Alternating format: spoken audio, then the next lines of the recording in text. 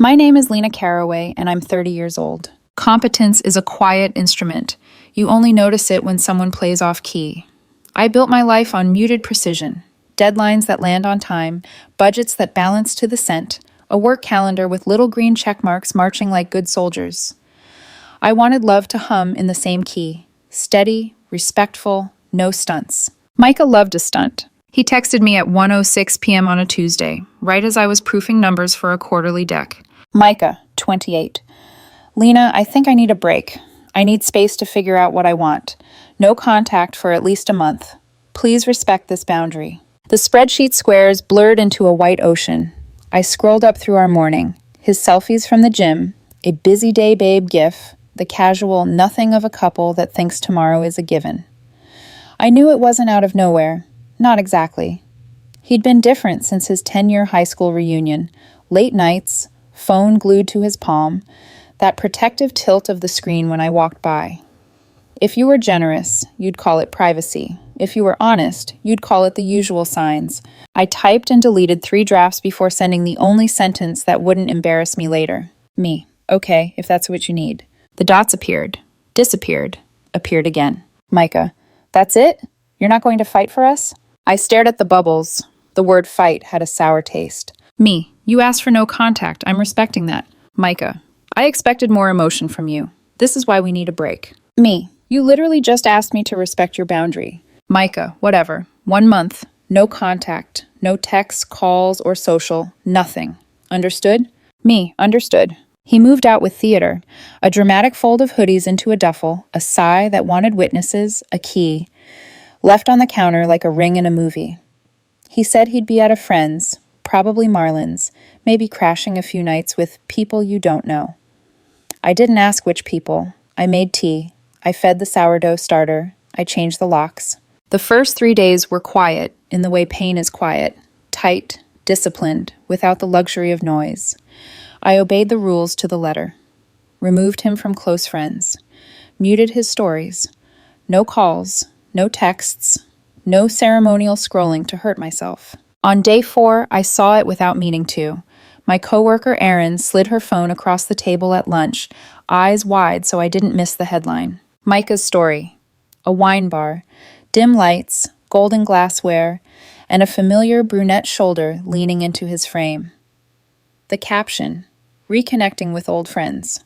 The brunette had a name 15 minutes later, courtesy of the breadcrumb trail. Camille Rhodes, his ex-girlfriend. The one who still liked photos from beaches we'd never been to together. The one who lived in a perpetual highlight reel. I didn't watch the rest of the story. I didn't ask Erin for more. I kept eating my sandwich, which tasted like paper. Respect his boundary, I told myself, like a prayer and a dare at once. On day 7, my lock screen lit up with a notification I didn't earn. Micah tagged you in a post. The photo was 8 months old. Us at my sister's wedding, his arm around me, my dress catching the light like a calm sea. His caption read, "Missing this one at Lena Caraway. Take me back? #couple goals." The comments were already a chorus. Mutuals and strangers all performing empathy. You two were perfect. Love wins. Work it out, King. I stared at the word king until it lost its shape. No contact, he'd said. No texts, calls, social, nothing. Tagging me was social. Tagging me was bait. I didn't like it. I didn't comment. I didn't even remove the tag. I let it sit in the square like a lit match on tile. Then I did exactly one thing. I changed my profile photo. I had a shot from the previous weekend, my company's award dinner, skyline glittering behind us, me mid-laugh in a black suit I'd had tailored for luck. Jude Park, from Data, stood beside me holding a flute of champagne, eyes crinkled in a way that made him look like a secret you'd keep. Platonically gorgeous, completely work.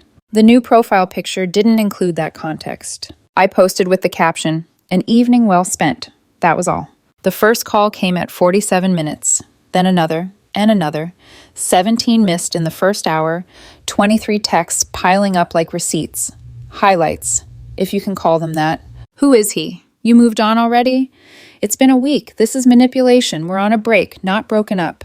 Answer your phone. Are you doing this to hurt me? I sent one reply, copy-pasted from his opening salvo, the mercy of it sharp as a razor. Me. I thought we agreed on no contact for a month. Please respect this boundary. The phone rang again immediately. I didn't answer. At 11:03 p.m., a fist hit my door. Not a knock, a demand. Lena, open up. His voice thinned through the wood, frantic edges shredding the calm. I know you're home. I stood in the hallway with my back against the cool plaster, heart beating in my throat. I didn't owe him the sound of my voice.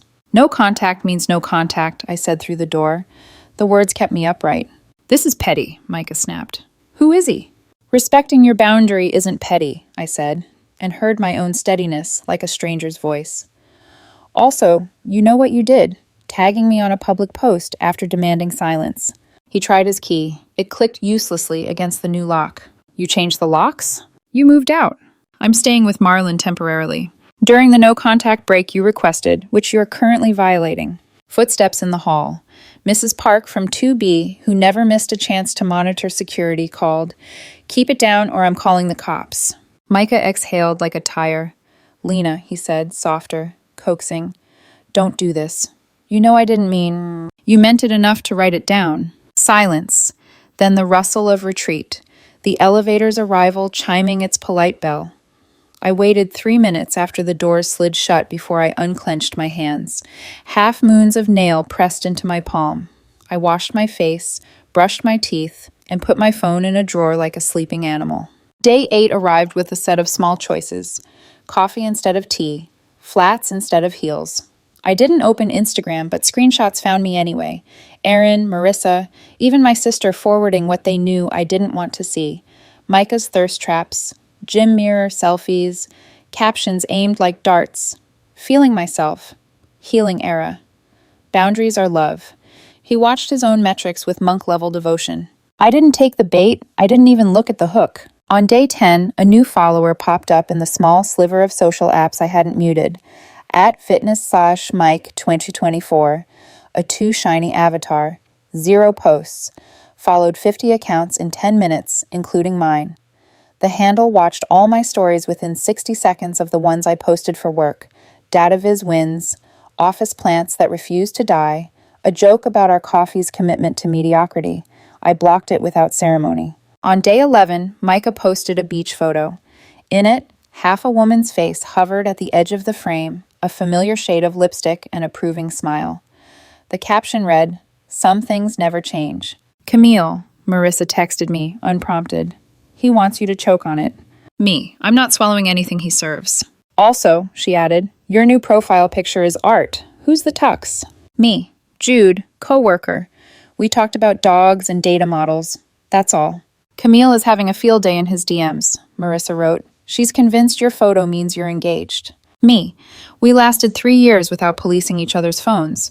I'm not starting now, even retroactively. Marissa sent back a grimace emoji, then, proud of you. Also, Micah's story cadence has entered what my therapist calls spiral math. Me, is that like regular math but with more crying? More public performance, she replied, less truth. Day 13, Micah posted an old picture of us with the caption, Sometimes you don't know what you have until it's gone. Missing my person. He tagged me again. I removed the tag this time. The notification pinged before the action completed, like he'd been staring at the screen, waiting for the sting. The calls started again. You untagged yourself, his voicemail said, righteous with injury. That is so disrespectful. Me, by text. No contact rule. Your rule. 2 weeks left. This is ridiculous, his next voicemail spat. I just wanted space. Me, which I'm giving you. Not like this, he said on the 9th. You're supposed to miss me. I put the phone back in the drawer. By day 14, the stunt escalated. Reception rang my extension at 12:22 p.m., tone pleasant but alert. Lena, your boyfriend is here with lunch. I don't have a boyfriend, I said. Please ask him to leave. I came down anyway when he wouldn't. There he was in the lobby with a brown bag and a pleading smile, performing domesticity for the onlookers. Baby, he said, loud enough to gather an audience, I brought your favorite. Micah, I said, stepping close enough that only he could hear the next words. We're on a break. He held my gaze like it was proof of something. I'm just bringing lunch. Which violates the no-contact boundary you wrote like a contract. I nodded at the security desk. You need to go.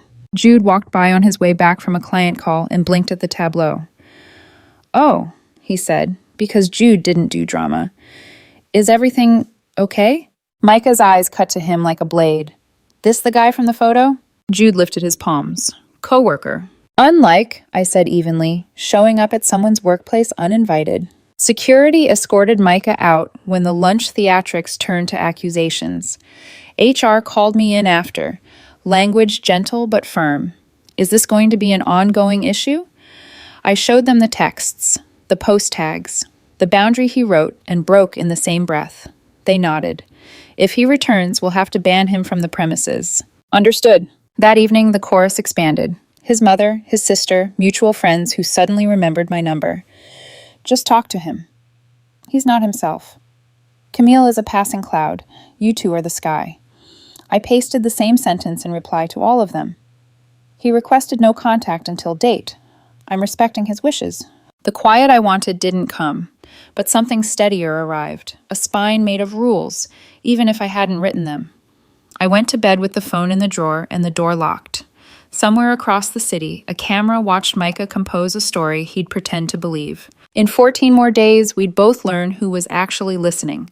Day 16 began like a rerun, my phone lighting up with secondhand chaos before I'd even brushed my teeth. Marissa sent the first message. You need to see this. Don't kill the messenger. A TikTok link. I should have ignored it. I didn't. Micah, front-facing camera on, voice trembling in that deliberate way influencers do when they're being raw.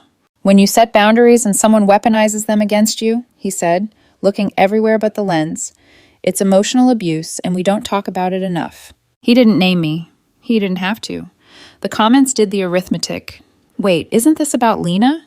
She looks fine to me. Bro, you literally said no contact. The math wasn't mathing for him. By noon, the video hit 50K views. By 2, it disappeared, deleted after the top comment read, "Play stupid games, win stupid prizes." I didn't reply. I made coffee. I updated a spreadsheet. I muted the word boundaries on every app. But Marissa wasn't done. Camille and Micah just imploded, she texted at 3:11 p.m. He told her he only dated her to prove he'd moved on. She posted screenshots. It's carnage. I didn't click, but the mental picture was clear enough. His need to perform collapse meeting her need for attention. A perfect storm of self-inflicted humiliation. The quiet that followed wasn't relief. It was more like watching a wave pull back and waiting to see what it planned to drown next. Day 18. The login attempts began. Notifications from Netflix, Hulu, Spotify. Someone tried to sign in from a new device. I smiled without humor. Micah hadn't just kept my passwords. He thought they were still his too. By evening, an order confirmation from Amazon hit my inbox.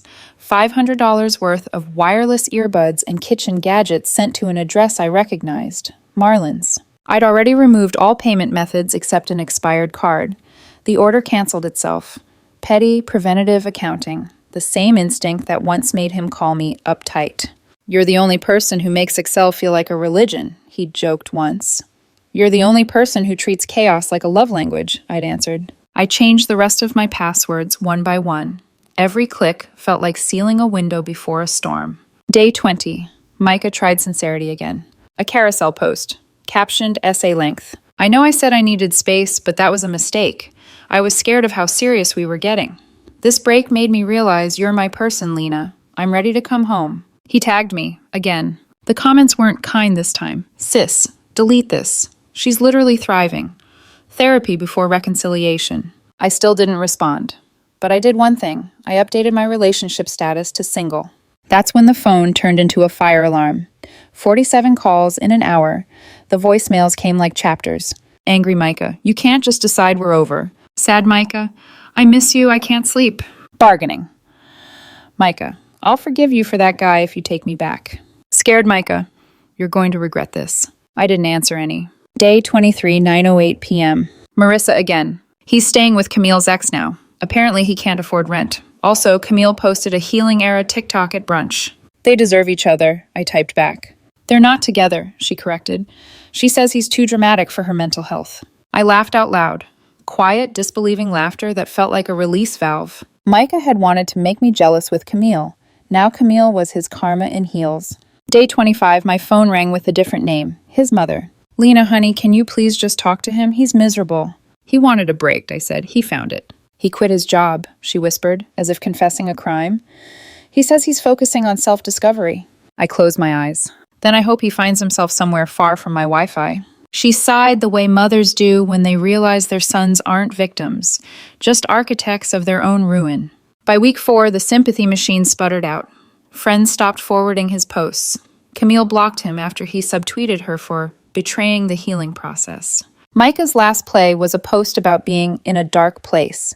It drew worried DMs from mutuals, until, an hour later, he uploaded a brunch photo with bottomless mimosas and the caption "Vibes Only." People finally stopped defending him. Day 30 arrived quietly. I woke to a text time-stamped midnight exactly. "It's been 30 days, can we talk now?" I stared at it for a long minute before replying, "Sure." The typing dots danced for 10 seconds. "I want to come home. I've thought a lot. We belong together." "I've thought a lot too," I typed back. "We don't." "What?" "But I chose you." After trying to make me jealous with Camille, creating fake accounts, showing up at my work, and breaking your own rules repeatedly, I was testing if you cared. I cared enough to respect your boundary. You couldn't even respect your own. There was a pause then. "So that's it? 3 years gone?" "You ended it when you asked for a break. I just made it permanent." "You can't do this. I have nowhere to live." That's a consequence of quitting your job to find yourself. You're heartless. "No, I'm finally consistent." He called 37 times that night. I didn't answer. At 2:14 a.m., I posted a single line to my story. "When someone asks for space, give them the universe." Then I blocked him everywhere. 2 months later, life had edges again. Clean ones. Micah still floated around mutual timelines, reposting self-help quotes about narcissistic exes and emotional manipulation. The last update I heard came from his mother at the grocery store. "You dodged a bullet," she said, dropping kale into her cart. "He's already planning a break with his new girlfriend. Says it keeps relationships exciting." I smiled, polite and tired. Some people confuse chaos for passion. Some of us finally learn the difference. The moral? When someone demands no contact, honor it. Completely, thoroughly, permanently. They might hate you for giving them exactly what they asked for, but that's not your problem anymore. Also, change your passwords and your locks. Trust me on that one.